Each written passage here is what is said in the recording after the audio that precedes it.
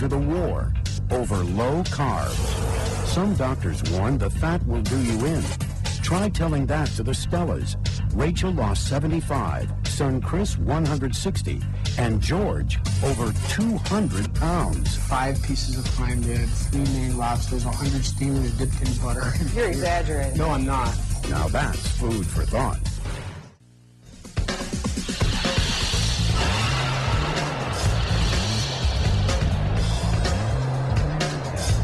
Okay, so you're not ready for a stomach bypass, and you don't quite have the resources to get a personal trainer and a therapist, or to have your meals packaged and delivered. You are on your own. So how about a nice piece of steak? High-fat, low carbohydrates, whether it's Atkins, South Beach, or The Zone. The low-carb lifestyle is a revolution, and it's now a $15 billion a year business. But even though the weight loss benefits are being documented every day, debate over the long-term health risks is sizzling, especially after the death of low-carb legend Dr. Robert Atkins. Susan Spencer now has a closer look at America's latest feeding frenzy.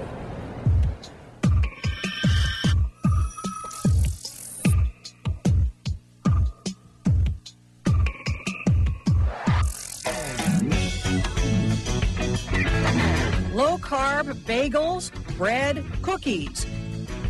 These days, if you can take a carb out of it, dieters will buy it. Thrilled with the idea that they can lose weight and still eat steak, cheese, and other high-fat, high-protein foods. If only they avoid carbohydrates. Put it all the way up to high. Get it kick-started. It sure sounded good to the Stellas of Norwalk, Connecticut. A little chicken, some peppers, some mushrooms. 44-year-old George is a chef. Looks good. 4 years ago, a very unhappy chef. And at your heaviest, you were? 470. I gotta stop. The fact that I'm able to sit here, I mean, the back problems, the heart failure, I think it was like 37 with heart failure, and the wheelchair. And You literally had to get around in a wheelchair? yeah, that's And how heavy were you then? 470 pounds. George's wife, Rachel, hit 205. Son Anthony, 225. And then there was Christian. When I was 15, I weighed probably 300 pounds. This, to me, sort of illustrates the problem here.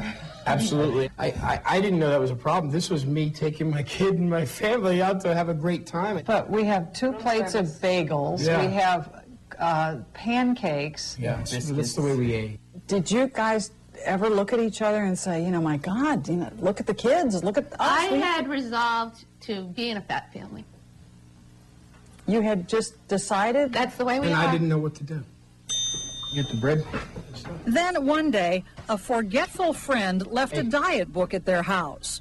And I was like, George, if this works, this is It's a the joke. biggest joke in the world. So they, like some 20 million Americans, began to follow the advice of the late diet guru, Dr. Robert Atkins. Cut carbs, eat fat, lose weight. And we want the diet to be so enjoyable that people wouldn't even want to eat any differently.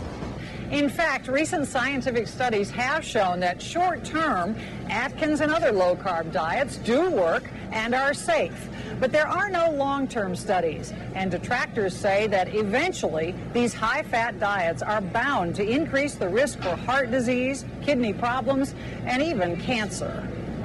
Which may be why when Dr. Atkins died last year after a fall, rumors surfaced that he'd had heart disease and been obese. All vicious lies, says Dr. Stuart Traeger of the Atkins Physicians Council. It was pretty much widespread. Wow, Dr. Atkins was overweight. Dr. Atkins had heart disease. Why do you think that people seem to be willing to accept that? I think people would like him to have been wrong. Even the Stellas doubted low carb at first. We literally did the diet saying this cannot work. So, I mean, 5 pieces of prime rib, 3 main lobsters, 100 steamers dipped in butter. You're exaggerating. No, I'm not. Incredibly, Next thing you know, I dropped 5, I dropped 10, I dropped 15. My appetite started decreasing dramatically. In 18 months, he had dropped an astonishing 200 pounds. I can fit in one half. Rachel shed 75 pounds. After watching his parents shrink, I gotta go. Christian got on board too. What do you weigh now? Right now I weigh 140. 140. Yeah. And your top weight was? 300, yeah. All told, the Stellas lost 560 pounds, a feat that even an Atkins critic finds impressive. I'm delighted for them, and I really offer them my heartfelt congratulations. But Dr. David Katz, Yale professor of preventive medicine, is convinced it wasn't just from cutting carbs. Most of our foods are in the carbohydrate class. If you cut carbs, you have to cut those foods, restrict choice, cut calories, and guess what? When you cut calories, you lose weight. Dr. Katz promotes a balanced diet, equating the low-carb craze with the one that went before it. Remember low-fat? There was a time when low-fat diets produced weight loss. They actually worked. What happened? Where did we go wrong? Well, we focused only on fat, not on calories, not on portion control, and not on the overall quality of the diet. Mark my words, within a couple of years, people who go on low-carb diets won't lose any weight because they're not going to be cutting calories anymore. And beware what you may be adding. I mean, this is a low-carb fudge brownie. Very first ingredient, and you know, the first ingredient is the most abundant, partially hydrogenated oil. That's bad. That's trans fat. That's not good. Everybody says Everybody that's knows bad, that, right? But low-carb is so popular that sales of some foods not on the diet are slumping. Even orange juice is desperate to hop on the bandwagon. Counting carbs? Count on the power of new Tropicana Light and Healthy.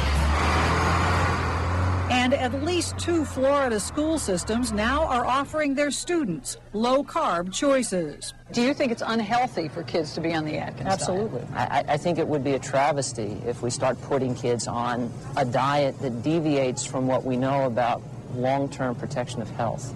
Atkins folks hedge when asked about kids, saying any diet for children ought to be under a doctor's supervision. 4 years after he went on Atkins at 15, Christian Stella has backed off a bit. Last year I went on to a more low-calorie maintenance type deal. That's my own thing. It's not strictly low-carb, it's not strictly low-calorie, it's just what I think is healthy. But that's heresy in this house. Yeah, I know, right? In fact, his parents are parlaying their zeal into a low-carb cooking show on the Food Network. Put just a little bit of butter in there. An idea rejected only 3 years ago. It's about a cup of heavy cream and Parmesan cheese. Before America was so hungry for low-carb. Pour the hot sauce right over the top. And voila, look at that. Now that doesn't get any easier. That's low-carb cooking.